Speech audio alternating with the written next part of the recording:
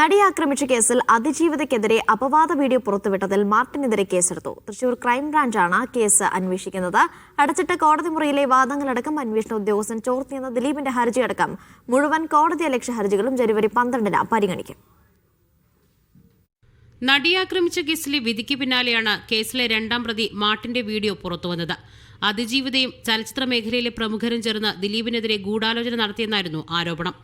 അതിജീവിതയെ പേരടക്കം പരാമർശിച്ചുള്ള വീഡിയോയ്ക്കെതിരെയായിരുന്നു പരാതി. മാർട്ടിന്റെ പേരിൽ പുറത്തിറങ്ങിയ വീഡിയോയ്ക്ക് പിന്നിൽ ഗൂഢാലോചനയുണ്ടോ എന്നതടക്കം അന്വേഷിക്കും. തൃശൂർ ക്രൈംബ്രാഞ്ചിനാണ് അന്വേഷണ ചുമതല.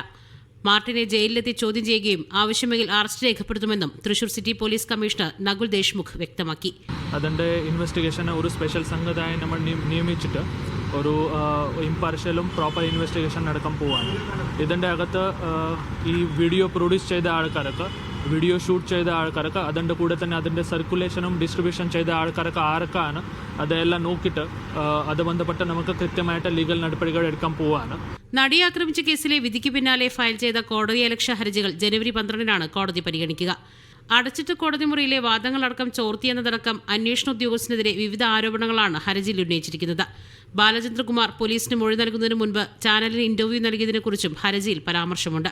അതേസമയം പാസ്പോർട്ട് തിരികെ നൽകണമെന്ന ദിലീപിന്റെ ആവശ്യം എറണാകുളം പ്രിൻസിപ്പൽ സെഷൻസ് കോടതി അംഗീകരിച്ചു. കുറ്റവിമുക്തനാക്കപ്പെട്ടതോടെ ജാമ്യ ബോണ്ടുകൾ അവസാനിച്ചെന്ന് നിരീക്ഷിച്ചാണ് കോടതി തീരുമാനം. മീഡിയ 1 കൊച്ചി.